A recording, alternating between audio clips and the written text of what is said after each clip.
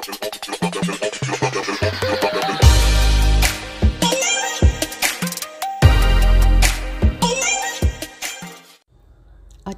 एक रात एक लड़की का कत्ल हो जाता है। सुबह पुलिस और फोरेंसिक की टीम आकर उसके घर से सारे सबूत इकट्ठे करके ले जाती है। फिर साल दर साल बीतते जाते हैं, लेकिन ना तो पुलिस कत्ल की वजह का पता लगा पाती है और ना ही कातिल का। फिर कैसे 40 साल बाद एक कोका कोला की कैन पुलिस को कातिल तक पहुंचा देती है, ये जानने के लिए वीडियो के अंत तक बने रहिए। और उससे पहले अगर चैनल सब्सक्राइब नहीं किया है तो कर दीजिए, ताकि हर संडे ऐसी ही कहानियाँ आपको रोमांचित करती रहें।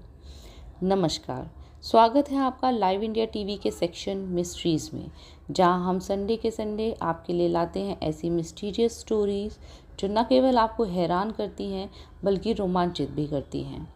ये कहानी सन 1981 की है और आज की कहानी जानने के लिए आपको मेरे साथ चलना होगा यूएसए के एक शहर कोलोराडो में, जहां रहती थी एक 34 साल की एम्बिशियस लड़की सिल्विया कोयल, जो पेशे से एक आर्किटेक्ट थी। उसका काम था नई नई इमारतों के नक्शे बनाना, और न केवल ये, वो केक बेकिंग का अपना व्यवसाय भी चलाती थी। तो कुल मिलाकर ये कि सन 1981 में भी सिल्विया एक इंडिपेंडेंट लड़की थी और अपने पैरों पर खड़े होने के बाद वो अपने पेरेंट्स के घर के पास ही अपने लिए अलग घर खरीद कर रहने लगी थी, जहाँ वो अकेली रहती थी, क्योंकि अभी तक सिल्विया ने शादी नहीं की थी। लेकिन वो हर सुबह की कॉफ़ी हमेशा अपने घर वालों के साथ ही पिया करती थी। जिंदगी सामान्य गति से चल रही थी जब 4 अगस्त 1981 का वो मनहूस दिन आया। सुबह रोज की तरह ही सिल्विया के पिता उसके घर आते हैं सुबह की कॉफ़ी पीने के लिए, लेकिन उन्हें कुछ अजीब सा महसूस होता है। घर का मेन डोर खुला हुआ था और पीछे वाले रास्ते का दरवाज़ा भी खुला था। थोड़ा सस्पिशियस महसूस करते हुए जब वो अंदर घुसे तो देखते हैं कि घर में सिल्विया लिविंग रूम और बेडरूम के बीच खून में लथपथ पड़ी है। वो भागकर अपनी बेटी के पास जाते हैं और देखते हैं कि उसकी बॉडी में से खून बह रहा है, और हैरान कर देने वाली बात ये कि उसके शरीर पर एक भी कपड़ा नहीं था। उसके दोनों हाथ उसकी ही टी शर्ट से बंधे थे और उसके मुंह पर एक टॉवल ढका हुआ था। जब उन्होंने टॉवल को हटाया तो देखा सिल्विया के सिर में गोली लगी है और उसकी चेस्ट में भी चाकू से हमले के कई घाव हैं। इस हालत में अपनी बेटी को देखकर सिल्विया के पिता सन्न रह जाते हैं। फिर खुद को संभाल कर पहले तो वो पास पड़े कपड़े से बॉडी को ढक देते हैं और फिर एम्बुलेंस और पुलिस को कॉल करने के लिए लैंडलाइन तक जाते हैं, क्योंकि ये बात 1981 की है, जब अमेरिका में भी मोबाइल फ़ोन्स आम नहीं हुआ करते थे और ज़्यादातर घरों में लैंडलाइन ही यूज़ होते थे। लेकिन जब वो लैंडलाइन के पास पहुंचते हैं तो देखते हैं कि किसी ने लैंडलाइन का तार काटा हुआ है। अपने घर से पुलिस को सूचित करने के बाद जब पुलिस सिल्विया के घर पहुँचती है तो सिल्विया के पिता पुलिस को पूरी जानकारी देते हुए बताते हैं कि सिल्विया की बॉडी उन्हें बिना कपड़ों के मिली थी और ये कपड़ा भी उन्होंने ही ढका है, क्योंकि पुलिस क्राइम सीन को बिना डिस्ट्रॉय किए सारे एविडेंस कलेक्ट करना चाहती थी। इसलिए वह बॉडी से कपड़ा हटाकर फ़ोटोज़ क्लिक करती है और बॉडी को पोस्टमार्टम के लिए भेज देती है। अब फोरेंसिक वाले घर में आगे की छानबीन करते हैं। छानबीन के दौरान उन्हें मिलता है कि बेडरूम की विंडो को तोड़ने की कोशिश की गई है, लेकिन विंडो मजबूत होने की वजह से टूट नहीं पाई। फिर वो पाते हैं कि बाथरूम की एक बड़ी विंडो पूरी तरह से टूटी हुई है और इस विंडो से निकलकर रास्ता सीधे झाड़ियों में जाता है। और सबूत इकट्ठा करने के लिए टीम झाड़ियों में भी छानबीन करती है, जहां कुछ दूरी पर उन्हें टूटी हुई खिड़कियों के कांच के टुकड़े मिलते हैं, जिससे अंदाज़ा लगाया गया कि कातिल बाथरूम की खिड़की तोड़कर झाड़ियों के रास्ते ही भागा होगा। घर के अंदर से भी फोरेंसिक टीम को बहुत सारे सबूत मिलते हैं। सिल्विया की बॉडी भले ही लिविंग रूम और बेडरूम के बीच पाई गई थी, लेकिन उसके बेडरूम में बेड पर बहुत सारा खून फैला हुआ था। उसकी पूरी बेडशीट, पिलो कवर और डोरमेट सभी कुछ खून में लथपथ था। पुलिस को बेड के पास से खून में सना एक चाकू भी मिलता है। अब ये सारे एविडेंस, जिनमें एक चाकू, bedsheet, pillow cover, orange colour का डोरमेट, वो टॉवल जिससे मुंह ढका गया था और वो टी शर्ट जिससे हाथ बंधे हुए थे, ये सब पुलिस जांच के लिए अपने साथ ले जाती है। और क्योंकि सिल्विया की बॉडी बिना कपड़ों के पाई गई थी, इसलिए उसके प्राइवेट पार्ट से भी कुछ स्वैब लिए जाते हैं। इसके अलावा घर वालों से बात करके भी पुलिस कुछ क्लू जुटाने की कोशिश करती है।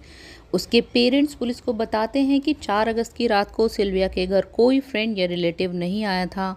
पुलिस को ये भी पता चलता है कि रात को 11 बजे सिल्विया ने लैंडलाइन से अपनी बहन से बात की थी। मतलब कि 11 बजे तक लैंडलाइन चालू था और सिल्विया भी ठीक थी, यानी जो भी घटा वो रात 11 बजे के बाद घटा। दूसरी तरफ सिल्विया की पोस्टमार्टम रिपोर्ट भी सामने आ जाती है, जिसके अनुसार कॉज ऑफ डेथ 2 थे। पहला कोज था चाकू से उसकी चेस्ट पर किया गया 3 बार हमला, जिसकी वजह से हार्ट और लंग्स में काफ़ी गहरी चोटें आई थी और बहुत ज़्यादा ब्लड लॉस होने की वजह से सिल्विया की डेथ हो गई थी। और सेकंड कोज था उसके माथे पर लगी गोली, और उसकी बॉडी से लिए गए स्वैब से भी ये पता चलता था कि उसके साथ सेक्सुअल असॉल्ट भी हुआ था। इसके अलावा बेडशीट पर, पिलो पर और टॉवल पर भी सीमेन के सैंपल्स थे। सिल्विया की गर्दन पर भी एक गहरा लाल निशान था, जिसे देखकर समझा जा सकता था कि उसका गला घोटने की भी कोशिश की गई थी। सिल्विया के बहुत से नाखून भी टूटे हुए थे, जिनसे लगता था कि उसने खुद को बचाने के लिए बहुत स्ट्रगल भी किया होगा। 1981 में फोरेंसिक के पास ना तो इतनी टेक्नोलॉजी थी और ना ही इतनी एडवांस मशीनरी थी जिससे एविडेंस और सीमेंस की बारीकी से जांच की जा सके। ऐसे ही 2 साल गुजर गए।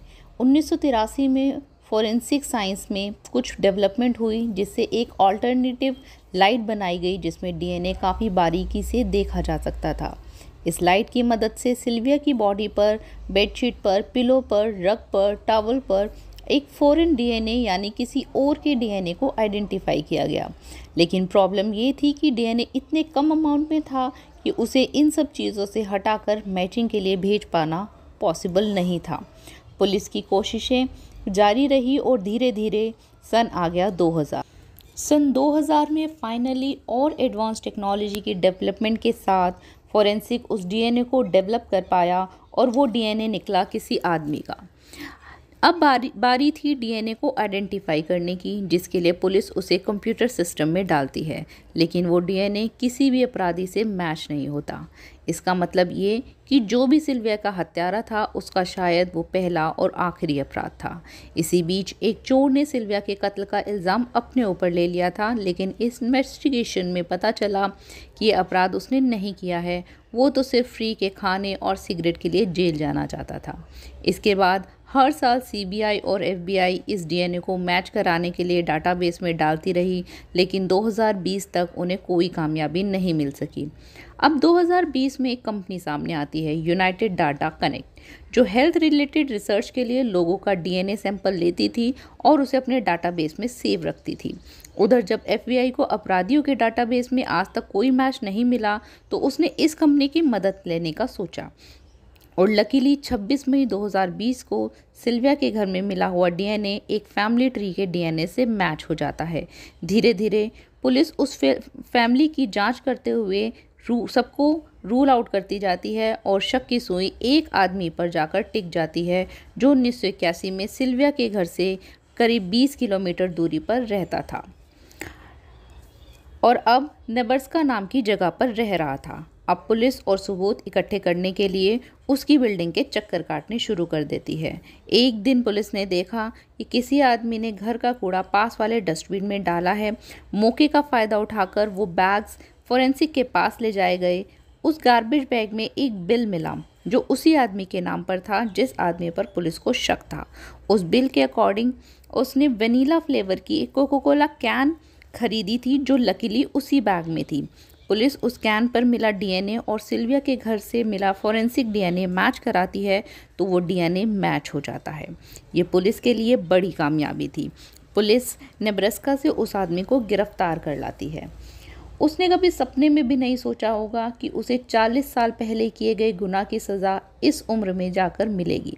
उसका नाम था डेविड डेनबे और वो 62 साल का था। जब उसने सिल्विया का खून किया होगा तब वो लगभग 22 साल का रहा होगा।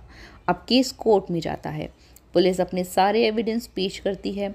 कोर्ट के सामने डेविड कहता है कि सिल्विया का खून मैंने नहीं, उसके बॉयफ्रेंड ने किया है, जो कि काफ़ी ज़्यादा एग्रेसिव था और सिल्विया को मारता पीटता भी था। और उसने पुलिस पर इल्ज़ाम भी लगाया कि पुलिस ने सिल्विया के बॉयफ्रेंड को जांच के दायरे से बिल्कुल बाहर रखा था। लेकिन कोर्ट में उसकी ये सब बहानेबाजी चलने वाली नहीं थी, क्योंकि फोरेंसिक को सिल्विया के घर से 2 ही तरह के डीएनए मिले थे, एक सिल्विया का और दूसरा जो उससे मैच हुआ था। सारे सबूत उसके खिलाफ थे, इसलिए उसे 62 साल की उम्र में उम्र कैद की सज़ा हुई। हालांकि डेविड ने ये कभी नहीं बताया कि उसने सिल्विया के घर ऐसे हमला क्यों किया था, लेकिन पुलिस की थ्योरी के अनुसार डेविड सिल्विया को सेक्सुअली अब्यूज़ करने के लिए ही उसके घर गया होगा, जिसके बाद डेविड ने सिल्विया का खून कर दिया। सिल्विया की मौत के 40 साल बाद उसे इंसाफ मिला, लेकिन अफसोस इस इंसाफ को देखने के लिए उसके परिवार से सिर्फ एक छोटी बहन ही बची थी।